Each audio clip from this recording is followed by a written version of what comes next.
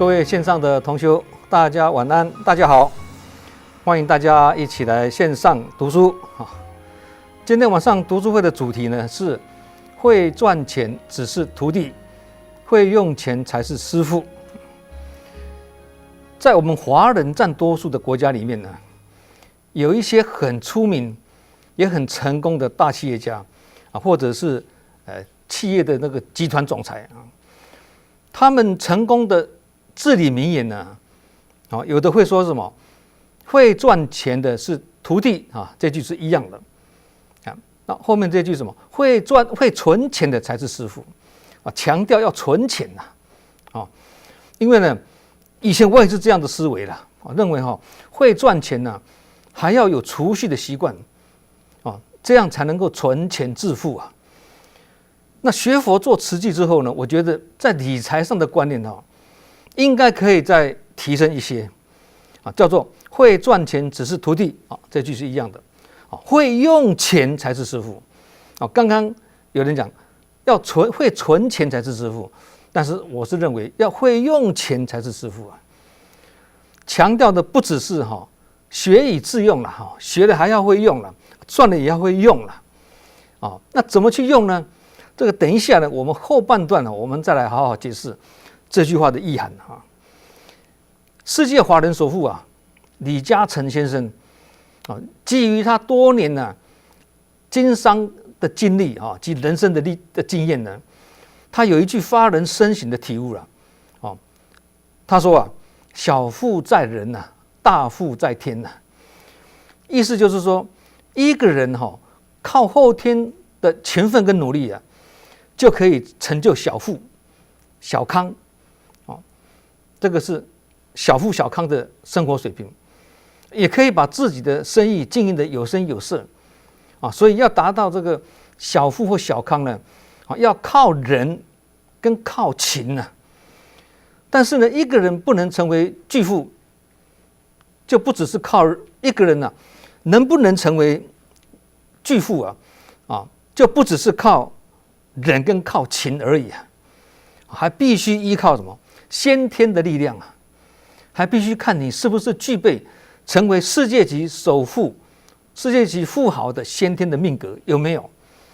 那这个要靠什么？靠天跟靠命许多世界级的富豪跟企业家之所以能够成为世界的财富巨子能够有这个巨额财富在于他们所具有的特殊的先天财富命格在于他们特殊先天财富命格中所蕴藏的巨大的财富的生命能量更在于他们先天财富命格中所具有的特殊的能量强大的什么财富命运密码了他有他的这个财富的那个命运密码所以要评判一个人能否成为巨富能否成为世界级的富豪呢？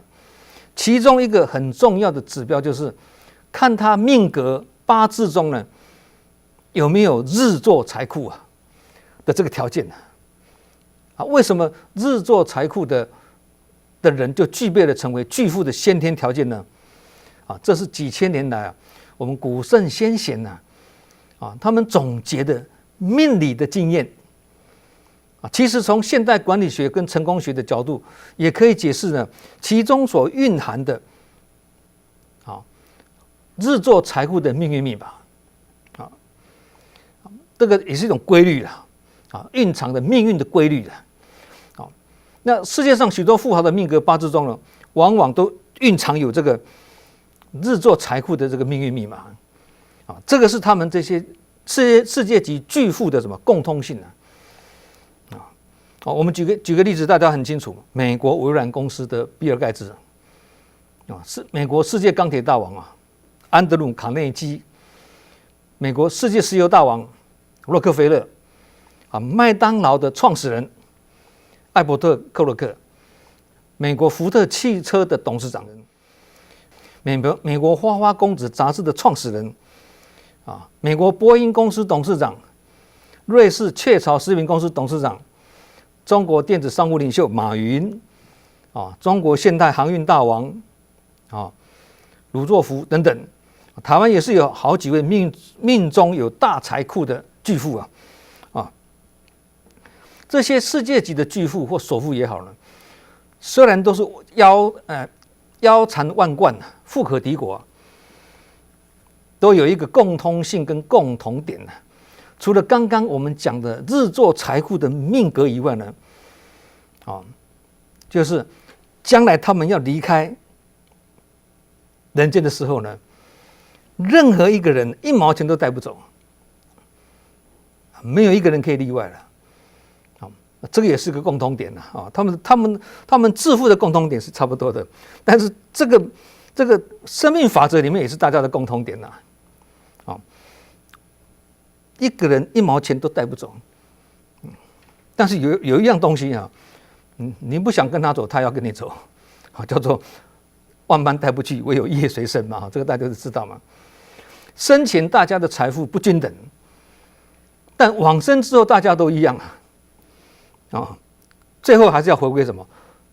万法皆空了，诸法皆空了你看是空，实则不空，因为业力不空你什么都带不走，但是业力跟着你走所以也不能诸法皆空，后面要加个条件，叫做业力不空所以这也是一种众生的平等很有财富呢，或很会赚钱的，只能说你本来命中就有这些财库加上聪明、经验、能力等等的助攻才有可能有所成就。命中没有财库的话呢，任凭你再怎么努力就是赚不到钱。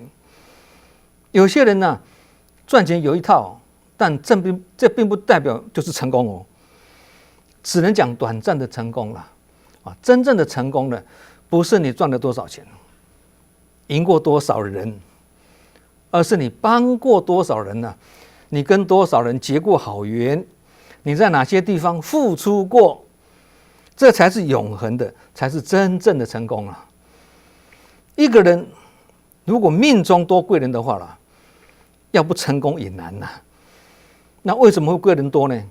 有的人就没有贵人了贵人多是因为什么？广结众生缘都是自己做来的不是靠拜靠求的。以前我们读书会大哉问第3集有分享一句话：君子乐得做君子小人冤枉做小人还有一句叫做什么？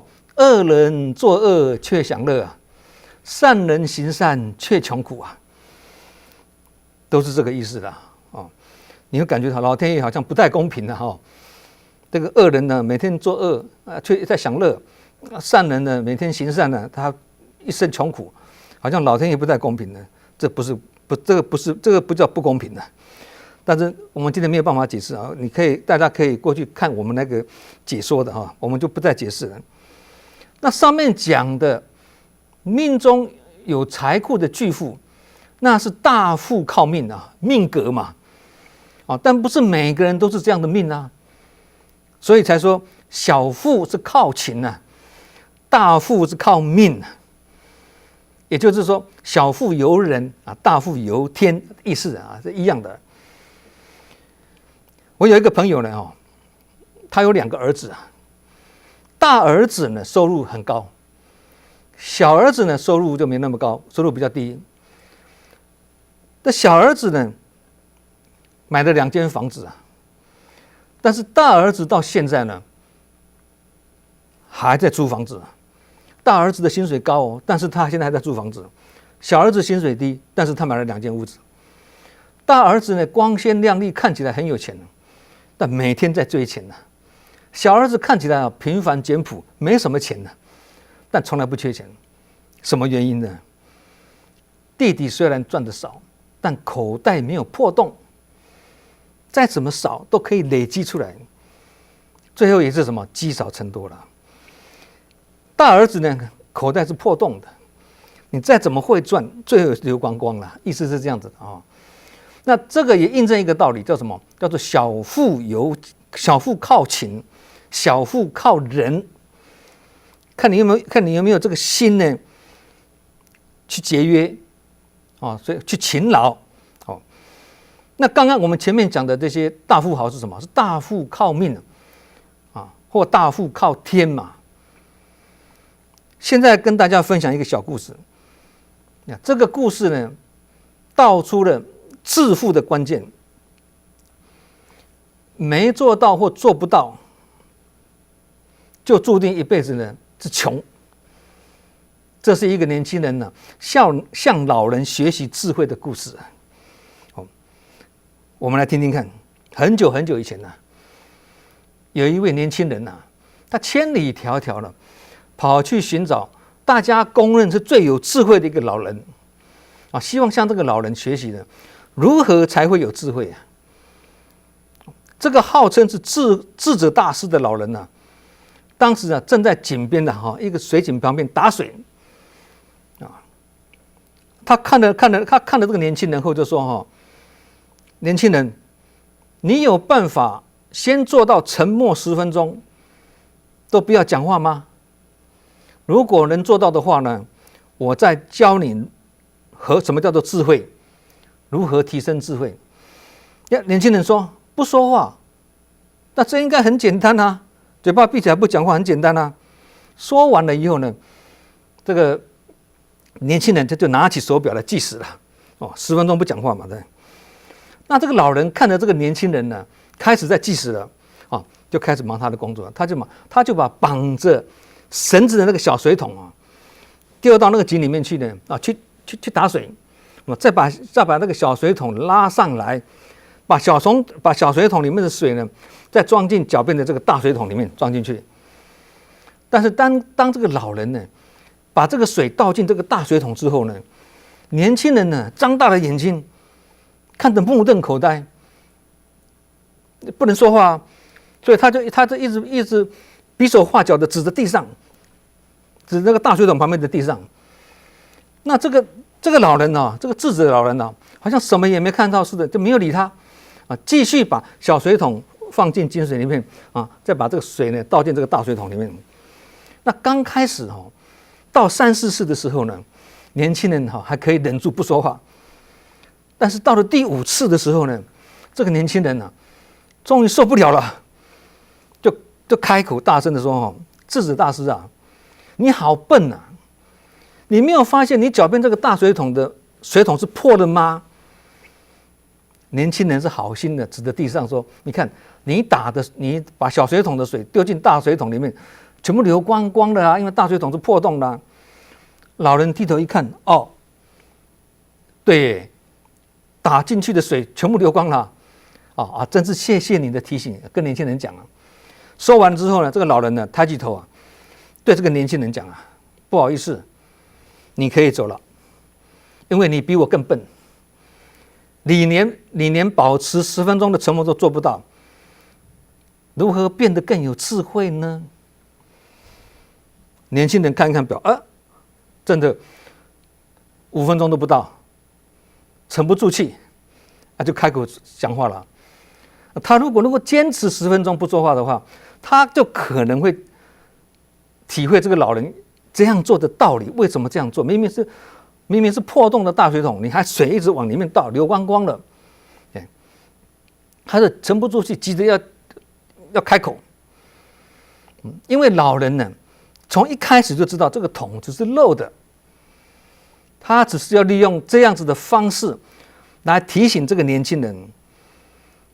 因为年轻人要来求智慧老人用这个方式来启示他，不要用自己的肉眼来看事情，来看世界，你要用慧眼、法眼或佛眼来看事情，来看身旁的人事物，你才会看出端倪啦。这样判断事情呢，才会接近真理啦，才会看到真相与实相意思是这样子的。那这个启示呢，就跟上次我们读书会提到的停看听还不能奏下结论，意境道理是一样的。它让我们学习什么？要沉得住气啦，慢慢去观察不要急着开口去纠正别人，要去深思其中必有缘故。这个这么简单的道理，你水倒进这个水桶里面，明明水桶是漏的，你还一直往里面打水，这个很简单的事情。但是为什么他要这样子做？先不要急着开口，其中必有缘故啊。这个故事呢，给我们启示2件事情。第一个，凡事保持客观。我们人常常容易什么？主观、武断啊。对于人群中的人与事呢，我们脑中经常有一种先入为主、心存定见的什么的既定的模式啊，认为一件事情应该怎样或不应该怎样，或我比你资深，你要听我的啊。因此呢，有我执跟我见啊，这就是我执跟我见啊。也凡事呢，对错分明，不是对就是错，这样就不好了。有时候老师讲哦，你对他也对，我也没错。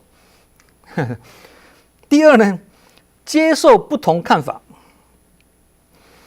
大部分的人对于自认为错的事情呢，经常会以自己的知见呢，去出言纠正。别人做什么事情呢，他看得不对劲或者不顺眼，他就要纠正他，依自己的标准呢来纠正别人，这样也是不好。所以，什么叫做智慧呢？很简单，心中无定见就是智慧了。心中无定见就是智慧，这么简单啊，这么简单，但是做不到啊。可以有正见，不要有定见，定见是不好的。定知定见，我知我见，妄知妄见，邪知邪见，这个都不好的。我们要的就是一个正知正见啊，或者佛知佛见啊。这是一句很深的哲理哦。心中无定见就是智慧，愿意打开心胸，并且呢有弹性的接受不同的看法，叫做智慧了。容易吗？好像也不容易哦。常常我们都会先入为主，我认为、我以为、我觉得，都是我，很容易这样子的。看对那个看不顺眼的事情呢，默然心照，沉得住气，不宣之于口，叫做智慧。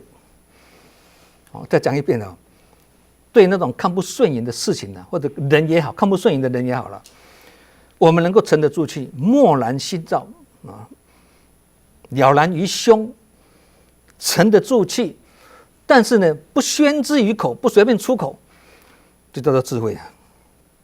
所以，累积财富跟老人打水的道理是一样的。为什么？人的一生呢，就像一个大水桶啊。我们每天都拿着小水桶，把水呢舀进这个大水桶里面的啊。但每个人的大水桶呢，多多少少都在漏，只是有些人呢漏得快，有些人漏得慢，是这样子的啊。那漏得快的人呢，水桶里永远没有水，那舀进来的水多，漏出去的水呢比较慢，比较少，那这个水桶里面就能存一些水的啦。那有一大桶水的人呢，累积一大桶水的人呢，叫做富人呐。水桶只有一半水的人叫做中产阶级啊。水桶里面没有半滴水的人叫做穷人呐。想要当富人，就要学习什么？舀进来的多，流出去的少，这样水桶里才会有水嘛。也就是什么？赚的多，花的少，这样银行里面才会有存款呐。如果你的八字不好啊，或没有生对家庭，又没有勇气呢，跟能力呢去创业，也没有办法去要求别人来帮你打水，那你只好靠自己控制什么出水的流量。出水流量你要控制啊，让水流进去的，让那个水流出去的慢一点啊，让更多的水呢留在桶子里啊，也就是什么，让更多的钱留在口袋里啊，花出去的尽量控制少一点，这个叫做量入为出了，这是基本的理财之道，每个人都会这样做当你在羡慕别人桶子里有水，而自己总是每个月花光光，你是否愿意每天呢沉默个静思个几分钟就好，把今天花出去的钱呢写在记账本上面，然后检讨一下你这个月舀进来的水桶里面的钱是多少，流出去漏掉的是多少，把开源跟节流呢控制得好，达到平衡这就是所谓的什么小富由人呐，你自己就做得到了，不用靠老天爷，意思是这样。现在很多年轻人呢抢着去听大师演讲看大师分享如何投资理财创造财富最好是什么一本万利的一夜致富那种最好都想走捷径一步登天了，立竿见影了。但是太少人会停下脚步呢，看看自己的口袋里有没有破洞而漏水呢？比较少人会这样子去检讨自己。如果你不懂得存钱甚至认为存钱或者节流不可能成为有钱人的必须开源的武断的认为必须这样子做，那就跟刚刚那位追求智慧的年轻人一样的自己抱着既定的成见想追求财富，当然永远的学不到致富之道前面几位成功的巨富的都说会存钱才是师傅，他们也是要很会赚钱又很会存钱，这样大水桶里面才会有水对不对？所以会赚还要会存会存也要会赚开源跟节流呢要双轨并行这样才是什么佛法所说的什么中道实相的道理同样的道理你很会生产但是没有消费也不行但是你很会消费但是都不生产，这个不行入跟出 input 跟 output 这个要达到平衡吃进去就叫放出去对，有放出去就要吃进来人体也是如此嘛，对。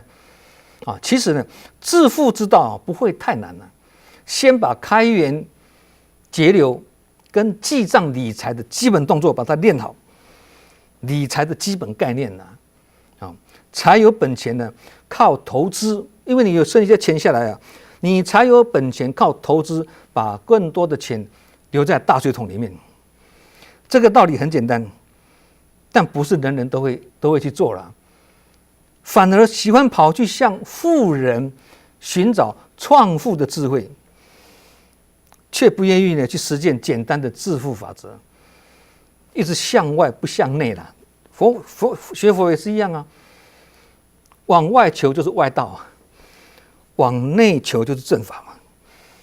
我们一直往外求怎么样赚更多的钱，但是你都不去思索怎么样节流每天给自己几分钟的时间，就想想看口袋里的钱都流到哪里去了呢？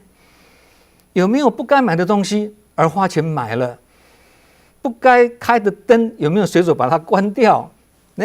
不要看这小动作洗碗洗手的水有没有开的大大的浪费水？有没有？一个人如果没有节约的习惯对金钱毫无正确的观念，也没有理财的观念，你有没有理财的习惯？这个就好像什么破了一个大洞的大水桶赚的再多都会流光光所以早点发现并把这个破洞补起来，将来老了我们才不会后悔。为什么老了会后悔？老了会后悔呢？很多例子告诉我们最简单的嘛。你看一些新闻上就报道就有讲了有一些艺人年轻的时候大红大紫收入是日进斗金钱太好赚了，所以什么挥霍无度甚至染上恶习。而破洞这个就是破洞，但是破洞又没有把它补起来结果呢就是晚年什么生活很凄惨这种新闻时有所闻嘛，对，这个很值得我们警惕啊。他不是没有钱，他过去赚很多的钱，但是破洞了，他赚进来的钱放进来以后，那个水桶是漏洞的，漏光光的，存不到钱啊。这个是很多生活中很多这种例子嘛。以上我们所讲的有大富由命啊，大富由天啊，这个道理。也有小富由勤啊，小富由人的道理嘛，刚刚讲的嘛，对不对？有的是先天有赚钱的命格啊，有的是八字没那么重啊，只能靠后天的理财存钱，存一点钱啊。有的是更惨，一生的穷途潦倒啊，命运乖戾啊，也不会赚，更不要讲要存了，对，哪有钱可以存起来？除非他是非常有智慧的人。身无分文了，还可以用智慧布施。好，现在我们就来提这个更上一层楼呢，来谈什么？会赚钱只是徒弟，会用钱才是师傅啊。刚刚讲，我们现在就来解释这个啊。这个比刚刚所讲的会赚钱只是徒弟，会存钱才是师傅，比这个境界更高一层啊。你看正言上人啊。他是把钱当作帮助人的工具，所以每次海外有什么大灾难台湾本土也好了，也是一样了要进行什么赈灾的慰问金发放，包括我们新冠疫情的这个纾困也是一样啊，或者当海外有些据点的发生这个灾难的时候呢，那么据点的干部都会什么衡量自己善款还有多少。我们这个会所，我们这个分会善款还有多少？还有当地的这些贫穷的国家，它收入水平是多少，去决定什么发放的金额啊？一般人都是这样的思维嘛，对？我们有多少善款啊？就是要发多少，是不是要控制一下，控制预算啊？对，一般人都会这样做，这是凡夫的做法。但是上人是超凡入圣的，他观念不是这样子啊。所以上人曾经开示说他说我是以人道精神上的考量，要花多少钱才能对灾民们的生活有实质上的帮助，而不是蜻蜓点水，没有感觉继续讲，该做的就勇敢大胆的去做，人家看我们这样做很认同，自然就会护持我们，这样善款就会越来越多，因为人家会捐钱给我们嘛。相反的，该做的、该救的，你没有勇敢去做，勇敢去救、去帮助，或格局很小的去做，做的格局很小的意思啦，这样善款也不会增加出来啦。这个是上人的开示的，这个就是什么？会用钱就是师傅啦，会用钱才是师傅的道理。该做的救灾或发放就去做，不要担心没钱。钱在哪里啊？目前是没有这笔钱啊，钱都在大家的口袋里面啊。就像这次慈济不是买了500万剂的 BNT 疫苗吗？那不是先看自己有没有钱再去买，觉得这个时候应该义不容辞来协助政府，协助台湾的民众呢，得到一个疫苗的来源。我们可以帮，我们尽量帮。这个时候不会考量说，我们钱够不够？没有，该做的事情义不容辞就下去做，也是一样道理嘛。大家会说没有钱了，钱在哪里？上人说，钱在大家的口袋里面了。对，所以懂得把赚到的钱存起来，这是好习惯。但是要注意也不是一直存着，把这个钱存着不拿出来用这样有一天呢，无常现前呢，这些钱用不到就变成遗产了。把钱适时的拿出来用，叫做财产，这样才不会人在天堂，钱在银行了造成遗憾的。遗憾有2种一种是人老了，快死了，但钱还没有花完呢；一种人是老了，但是身体还很健康。不过钱花完了，这两种情形让人家觉得很可怕第一种还好一点啦，反正没有钱用不完的，给子孙去用也好啊。那第二种是这个就比较麻烦一点了。人老了，身体很健康，但是钱花完了，我这怎么办呢？但是关键就在有钱之后呢，要怎么用？你说会用钱才是致富嘛，对不对？那你要用也不是乱用啊，而是善用跟有智慧的用，不是叫你乱花啊。要怎么用才是用之有方，这是要探讨的重点啊。这个要拿捏得很好，拿捏的不好呢，会变成什么？男人有钱就变坏啊，女人变坏就有钱啊。这句话不完全对了，但是也不完全错，看情形。有钱跟会赚钱都是好事，但要注意的是什么？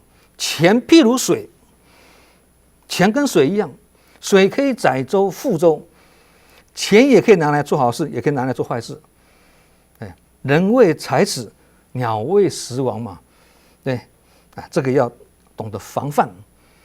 那人怎么会为财而死呢？刚刚不讲人为财死嘛？人怎么会为财而死呢？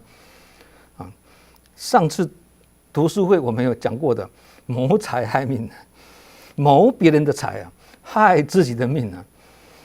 什么意思啊？说穿了就是什么？为贪婪而死啊！人呐，为贪婪，一生呢，贪求无厌啊。所以贪念是很要命的，所以会没命的在这里嘛。对，那对于钱财呢，孔子有他的看法。我们这个我们可以学习啊。孔子说了，这两句大家都很清楚了：君子爱财，取之有道啊。这是大家都会讲。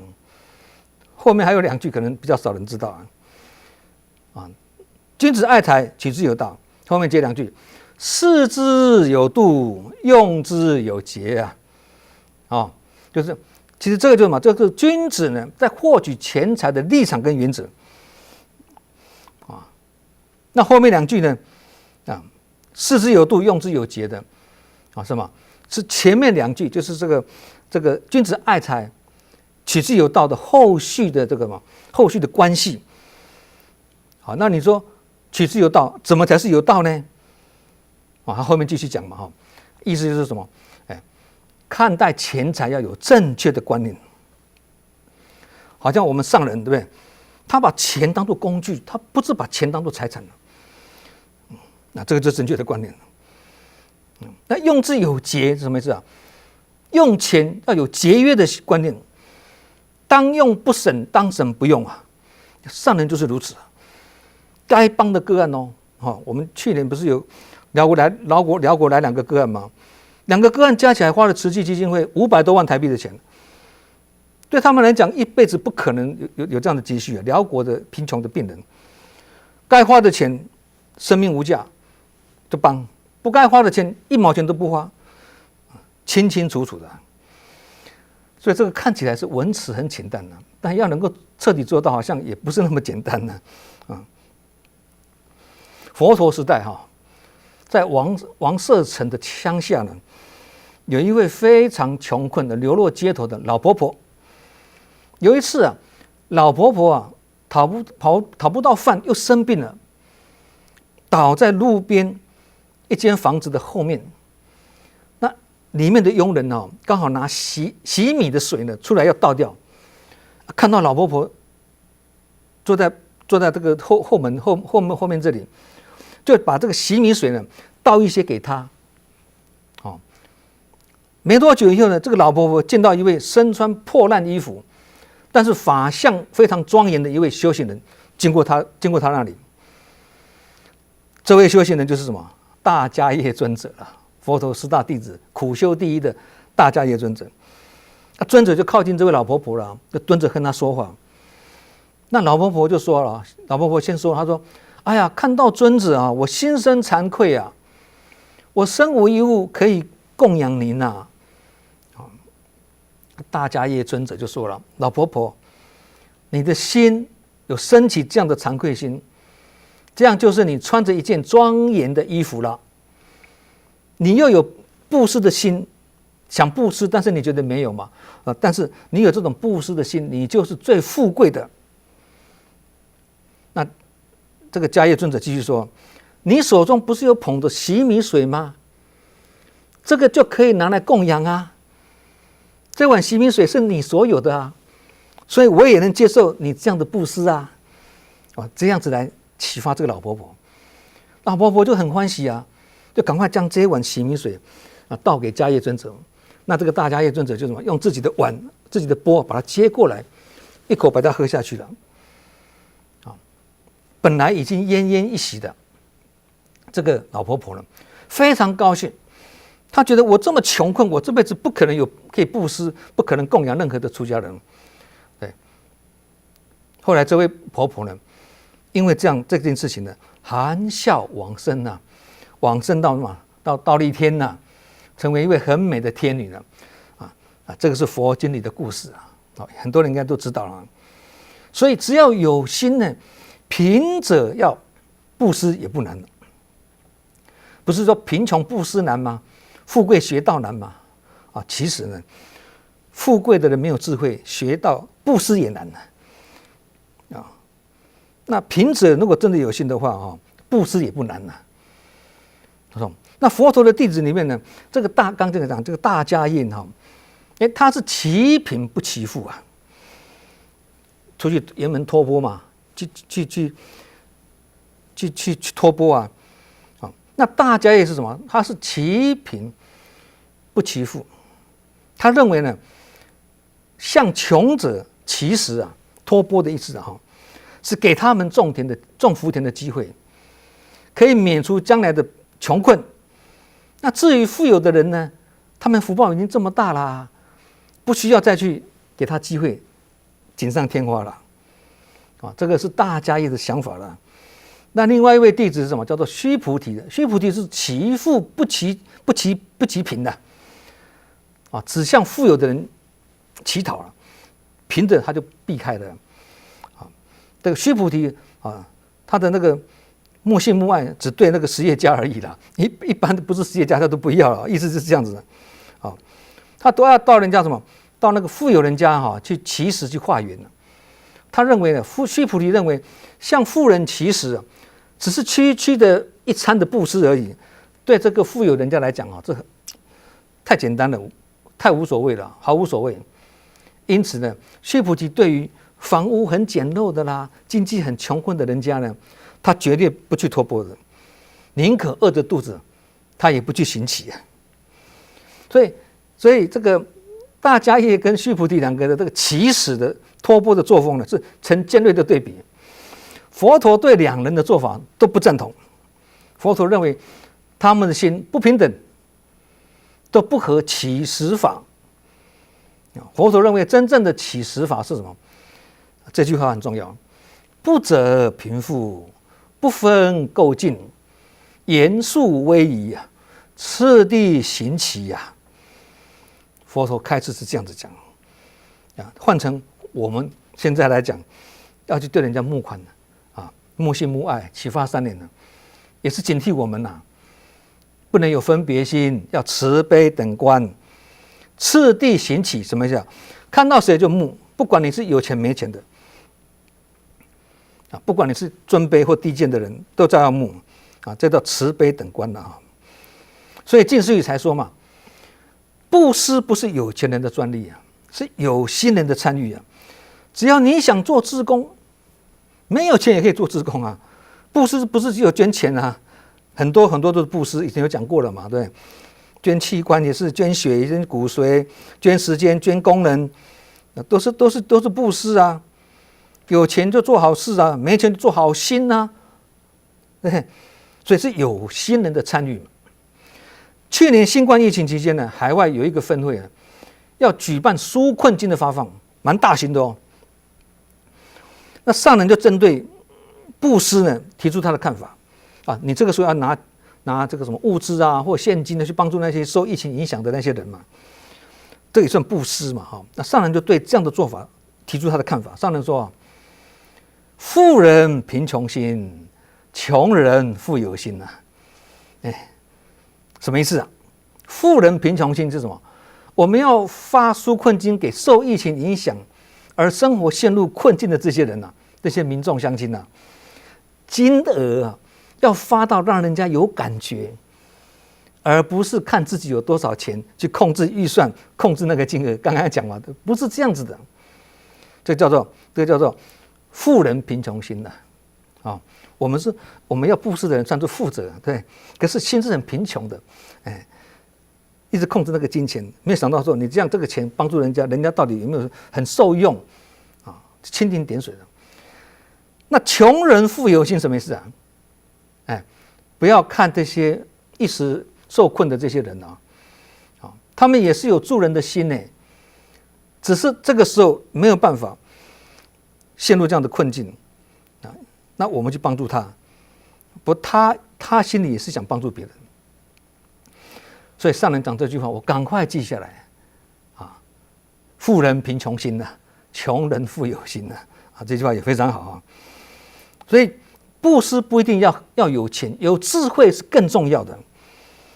再怎么没钱呢，也可以用钱去帮助别人。再怎么没钱呢，再怎么没钱，不可能身无分文嘛，对，几个铜板都可以啊。还可以用智慧去用钱，再怎么没钱，也可以用智慧去用钱。举个例子，一位老菩萨呢，参加一个营队的香积组的工作。他看到很多委员呢出钱采购一些净施文物啊，跟学员们呢结缘，广结众生缘，心里都很羡慕，我也希望这样子做，但是我没有钱呐，怎么结缘呢？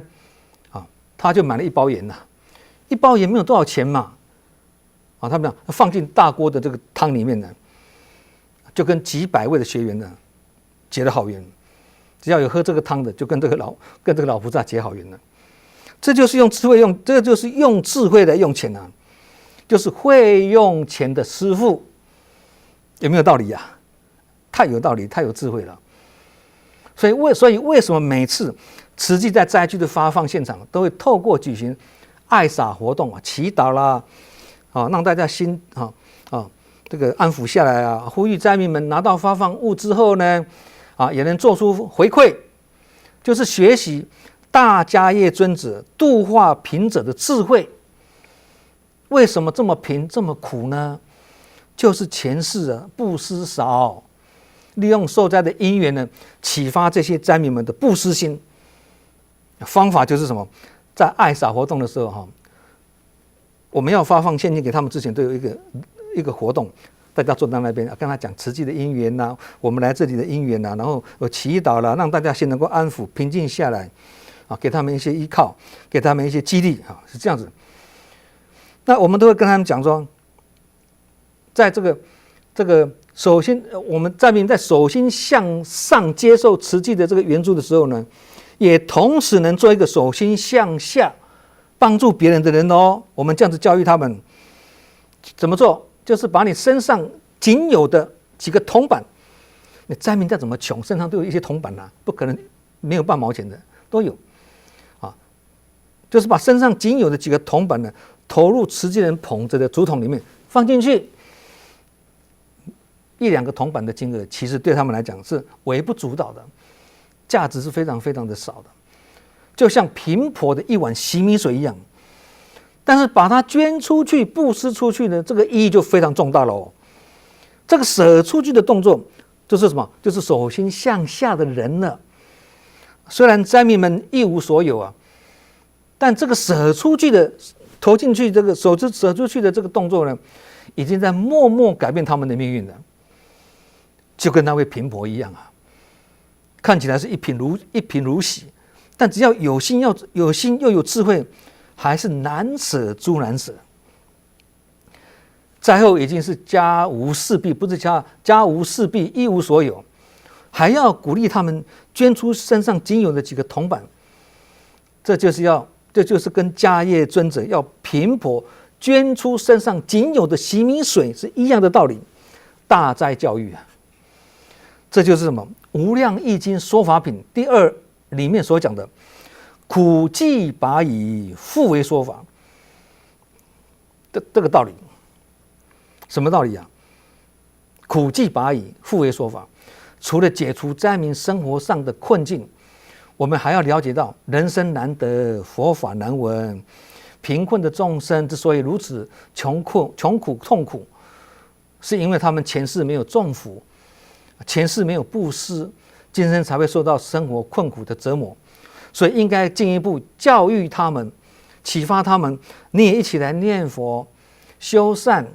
如果你不是佛教徒，你不要念佛也可以啊，你是基督教回教，那就照你们的宗教方式使他们的来生才能遇到更多的贵人，更多的善知识，能够种善根，他们得大智慧。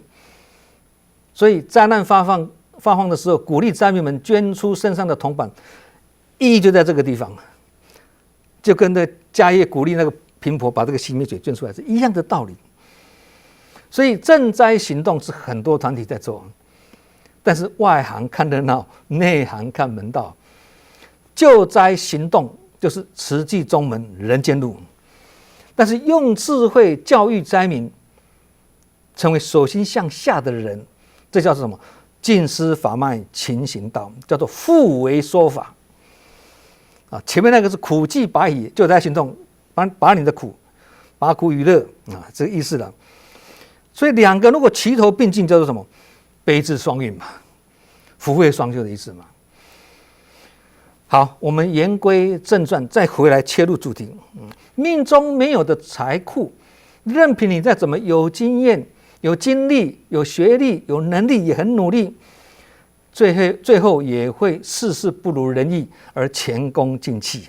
为什么？因为缺少老天爷一臂之力我的意思不是说经历、学历、能力跟努力都不重要，不是这个意思这些都是成功必备的条件，必须有的必备条件。但是还有一个先决条件，常常被人疏忽的啦就是什么？就是福报，也就是刚刚讲的老天爷一臂之力老天爷一臂之力为什么这么重要？举个例子，大家就会很清楚了。足球比赛中，球传来传去，传得很精彩，妙传真的是精彩，球员之间默契十足但就是怎么样，缺临门一脚而无法得分，打得这么精彩，好不容易有射门的机会，偏偏又射中那个门柱弹出来对方的球队人家也是射中门柱但是球是进网的插进那个门柱进网的我们的球运很不好呢，打得这么精彩，但就是不能得分，很令人扼腕怎么这么可惜人生的道理何尝不是如此呢？明明万事俱备，看起来是离成功不远，但偏偏只欠东风，最后还是不能成就，以失败收场，就是什么？福报不够。所以人生不顺利事业不顺利，婚姻不幸福，子女不孝，身体不健康，追根究底就是福报不够。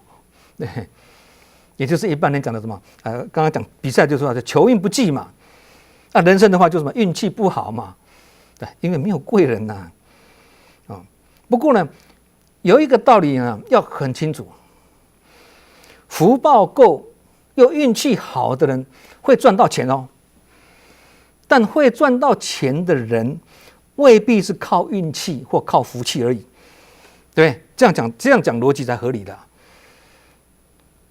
而是他经营也有一套，你不能否定人家经营的一套对你只靠福报什么都不做这样也不行而是他经营有一套，是吧？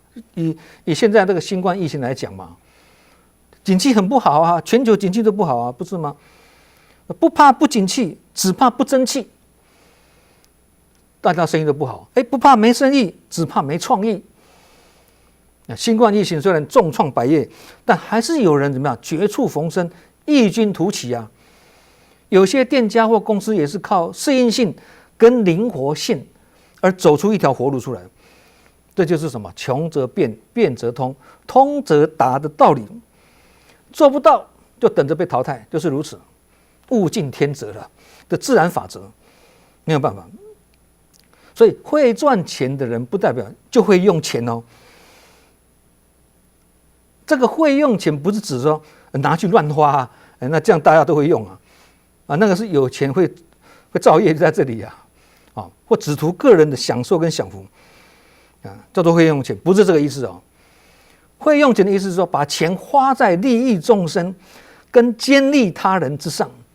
佛法上叫做什么？欲直来是福然而呢，想善用钱也要看这怎么善用到什么程度。你说我的钱我要善用我也想布施没有错想善用钱也要看善用到什么程度，想布施也要看布施到什么程度。过犹不及都不好啦，这也是要拿捏精准才是智慧。所以佛法为什么讲中道实相在这里？对我本来不布施，本来都不会布施现在一旦要布施的，又被疯狂到什么东西拿去捐，这个也要看情形的。所以学菩萨布施要很了解佛法，菩萨布施到干干净净的，我们如果也这样做，那会有麻烦呢。因为为什么？因为我们一介凡夫烦恼习气还没有断，业障呢深重，一边布施一边怀疑就像一边在走菩萨道，一边怀疑自己所修的法，明明身边都是正法，但碰到问题却拿不出一点办法。所以虽然在布施付出做志工但还是有麻烦有烦恼。真正的菩萨就不是这样的，菩萨是什么？是真入佛境界可以完全舍掉医药费布施给生病的人，退休金布施给苦难需要的人，所有钱财舍得干干净净的，是真正的四大皆空，遁入空门。但很奇怪，他要用钱的时候，自然就会有这样的性根不容易建立。老实讲，我们做不到，只有超凡入圣的宇宙大觉者才做得到。因为你把自己未来会生病、可能会生病的医药费提前捐出去给需要的病人，所以别人在帮他生病自己就比较不会生病也不能生病因为没有医药费我钱都捐出去了嘛，医药费都捐出去了嘛。这样就是什么？就是可以死不会病。即使是生病了也是什么？有受报之事，没有受报之苦那我们一生病就说生病就很苦啦，有受报之苦这个要性根非常坚定才有办法。这个是真正的菩萨，不是普通人老实讲，我们也做不到了但是这个意境虽不能至，然心向往之，很向往这样的境界。以前我在马来西亚投资设厂的时候呢，有一位台湾很有名气的电脑公司的副总他被派去马来西亚负责管理他们公司在当地投资的一间电子厂。他是企业管理顾问学有专精常常被邀请去企业团体那边讲课了。后来一些人觉得他的经验这么丰富，学识这么丰富，加上那时候马来西亚的政府呢在大肆招商给投资者很多优惠奖励优惠那是1992年的时候是投资的好时机那一伙人呢就跟这位副总呢就集资呢在那边呢投资设立一间电子厂。但理所当然大家出钱由这个副总去管理因为他是管理顾问师很厉害的结果下去以后不到2年，经营不顺，亏损连连，最后怎么样？草草收兵，谢谢收看。大家会很奇怪我也是觉得很奇怪你不是这方面管理的知识非常丰富吗？你也帮公司管理这间电子厂管理得很成功，怎么你自己出来做以后就变成这样子呢？我也是很怀疑对，那怎么会自己能力这么好，当总经理的时候能力发挥得这么好，自己当老板的却命运跟结局完全不同？我相信大家也都有这种疑问了，对不对？答案很简单有些人可以做很好的幕僚或操盘手，但不一定可以做成功的主子或老板。命格中没有老板的命，就是这么简单再举一个例子，有一位很很能干、很优秀的年轻人，在一间大公司的研发部门负责产品的研发工作。他研发出来的一项产品让公司赚了好多钱。他心里就开始想了，这个产品是我设计成功的呢，我却只拿这些死薪水，不如我辞职，我来卖我的产品。结果他就辞掉工作了，自己设一个公司呢，来卖自己设计的产品。结果同一个产品他原来的公司大发利市他自己出去卖卖不起来，弄得公司经营不下去，草公司关掉。以上面讲的这2个例子呢，都是真人真事他给我们的启示是什么？要当老板，也要累积当老板的经验跟条件也是要先写好老板的剧本。没有写好老板的剧本，却要演出老板的角色，这样脱稿演出会很难演下去甚至会歹戏拖棚虽然说会赚钱只是徒弟但有些人会认为当徒弟也没关系至少还有赚到钱要当不赚钱的老板，不如当有赚钱的徒弟对，这是屈就现实嘛叫做识时务者为俊杰但是上面分享的是事业倒闭，连要当徒弟的机会都没有这个是命运捉弄人这样的道理呢，也给我们一个很大的启示。不要以为你事业顺利、财源广进，是因为你学有专精、有能力、有努力或经验有一套，才会有这样的成果。这些是远因而已。近因，也就是主因，是你是有福之人而这个福的钱是修来的，所以才说有福走遍天下，无福寸步难行一般人都是这样认为要用钱就要先有钱嘛，对不对？没赚钱要怎么用钱呢？这是一般人的思维嘛。但就是有一些人呢，没有钱，却还很会用钱，这就是前面讲的真正入佛境界，这个不简单。老实讲，我也做不到。跟大家分享2个例子。第一个是现在已经88岁的一位老菩萨。